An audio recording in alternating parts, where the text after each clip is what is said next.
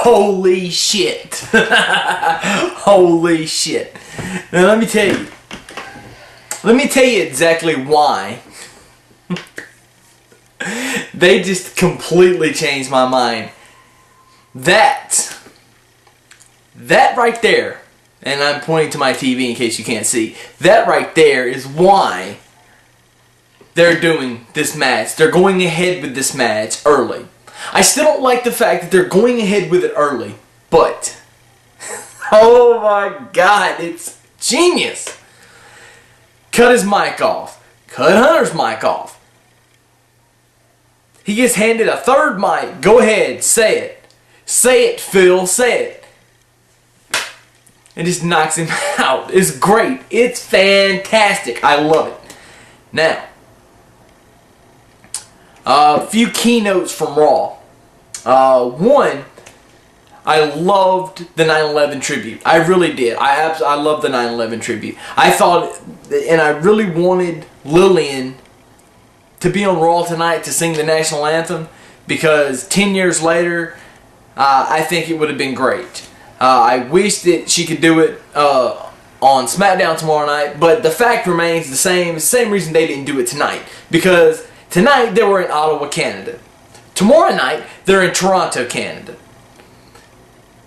Even with the 9/11 thing, you can't really sing the national anthem unless it's the Olympics in another country.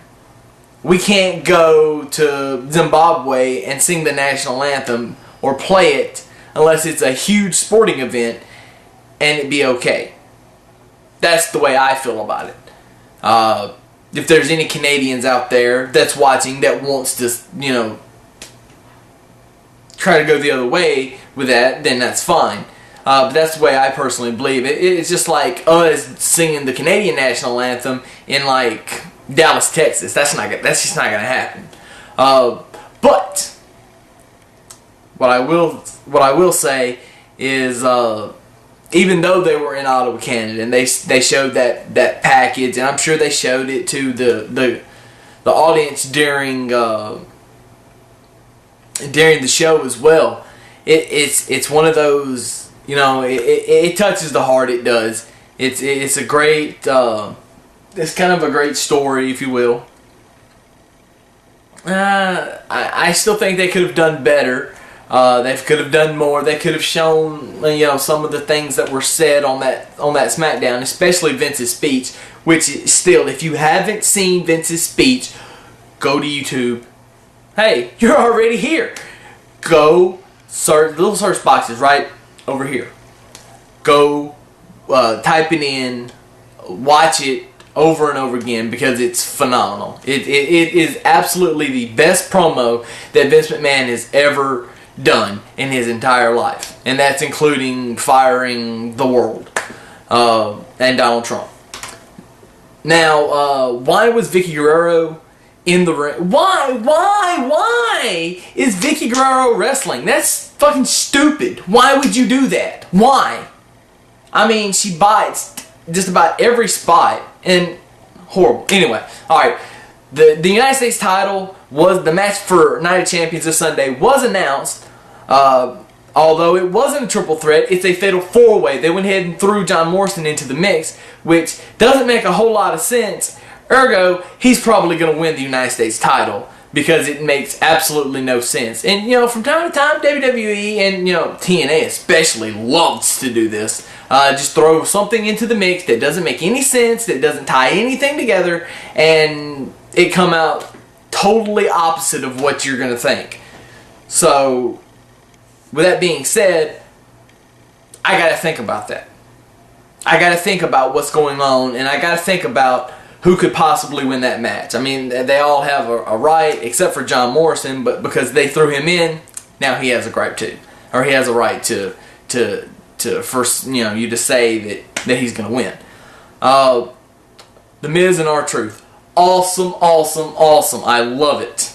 Ninja Please. Let's get that trending. If it's not trending already, because I'm not, I'm on Twitter, but I'm not. We need to get that trending, because absolutely the greatest thing I've ever heard in my life. Ninja, please! Ninja, please! Oh my God.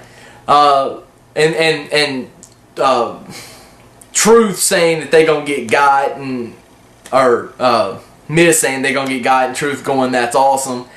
Just switching roles. I mean, they're playing with it, they're having fun, and that's what it's about. That's what gets the fans over, and fans are gonna talk about it forever and a day. Or, you know, until they change up the whole lineup and do something different with them. Now, as far as the Divas title goes, not much really done. There was no Trish Stratus tonight. Sad tear, I know. I'm gonna cry later about it because I didn't get to see Trish. Boo-hoo.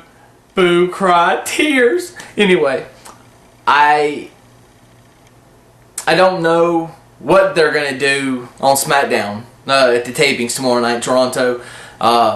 She's gonna be there. I don't even know if they're gonna use her. Matter of fact, but you know, that's just the way it goes. Bret Hart, I absolutely love Bret Hart. I've been a huge Bret Hart fan for years and years and years. My problem with Bret Hart goes the way that it's been going. Is, Bret, if you're gonna wrestle, don't wrestle in street clothes.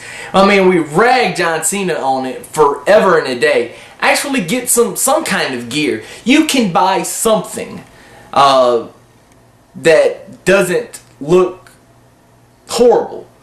To me, wrestling in street clothes, yeah, unless it's like a street fight, that's fine. Now, Sunday, if Triple H and CM Punk, if Paul Levesque and Phil Brooks want to go to the ring in jeans and boots and, you know, torn up t-shirts or whatever, that's fine with me. It's a street fight. Anything goes, no sanction, whatever it is, and just go with it. But as far as just an actual match, come on. You gotta do better than that. I mean, you knew this was gonna happen. You knew you're gonna be there. You might think, they might want me to wrestle a little BS match, which he didn't even really do anything, so maybe it's justified. You know, he did, I guess, you know, he probably didn't have to shower after it unless he was just really hot and sweaty going to the ring and just standing there for 5 minutes, 10 minutes. Ricardo Rodriguez can wrestle. And I saw a bunch of tweets about that tonight. Ricardo can wrestle. Matter of fact, Ricardo is in a stable in FCW.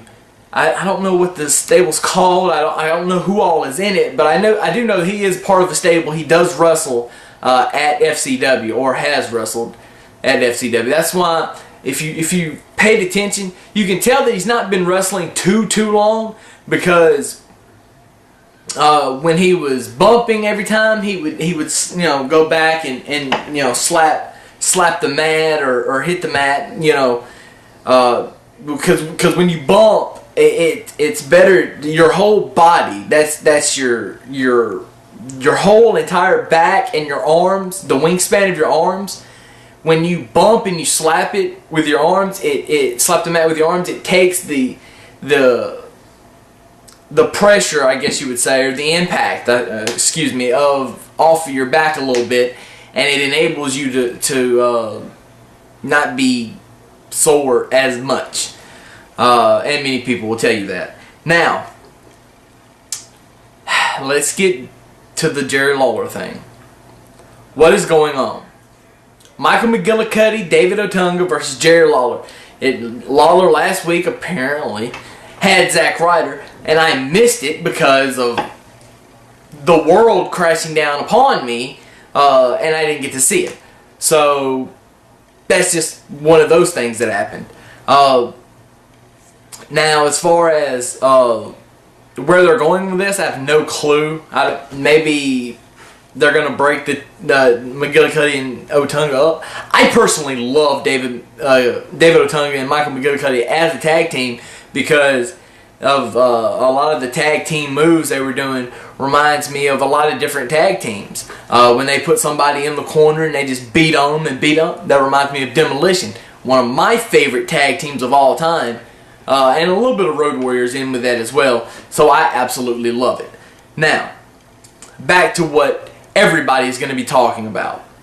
The whole confrontation between CM Punk and Triple H. Excuse me. Paul and Phil. The two P's, Paul and Phil, in the ring, going at it, one-on-one.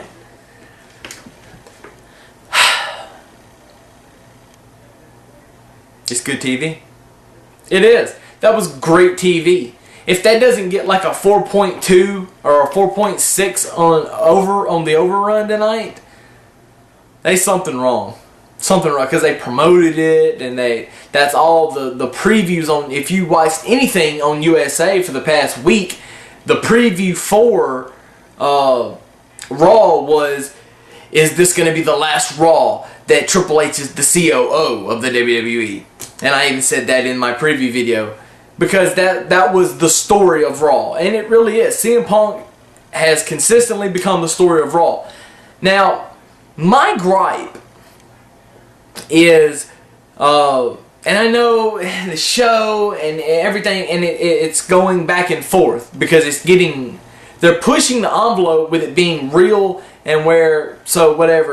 So my only gripe, even doing that, is why would Triple H say for the last 6 years that the crowd wasn't chanting for him, for CM Punk? Because I remember when he debuted 2005 in July, I believe it was July 2005, on ECW at the Hammerstein Ballroom. The most hardcore of places to have any kind of show. And if you don't believe me, go watch One Night Stand, where they were in the Hammerstein Ballroom when it was Cena and Van Dam for the title. They held this huge banner at the back, and my homie J Ray was there. Well, he was watching with me, and he knows what I'm talking about. If Cena wins, we riot. In the heart of New York City, I didn't doubt it then, and I don't doubt it now. I kind of get the sensation, or the feeling, or rather, that there should be one of those signs at every WWE event, because then maybe Cena would lose a couple of times. But anyway, and let's just hope that he doesn't win the title this Sunday, because that's gonna completely squash Alberto Del Rio, and I'm not gonna be able to take him seriously until they build him back up correctly. Now, the Go Home show, there were bits and parts that were good. There were bits and parts that were average.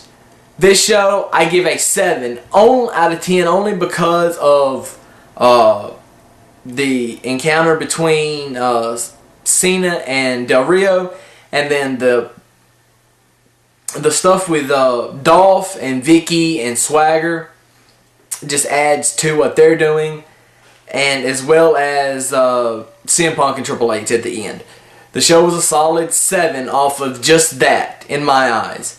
But that's really kind of pushing it, and that's me being very, very generous with that rating, if you will. So, without further ado, Chaos says deuces, because I'm done, I'm out, and I'm going to go, I don't know, watch a movie or something. Try to get my mind off of wrestling for a little while, because that's pretty much what it's been on. Make sure you guys like me on Facebook, follow me on Twitter, and stay tuned for a new blog that is coming very, very shortly. I don't know where, I don't know when, but I got the itch. I said on Twitter last night, I'm getting the itch again. I wanna start writing more, because apparently I'm getting more out of wanting to do a blog than I am doing videos now. But don't mean that the videos are gonna stop. If anything, I've been behind. The videos are about to start rolling out. 2 and 3 a day until I see fit. And that's what we all want. More chaos, because we all love it. See you guys next time.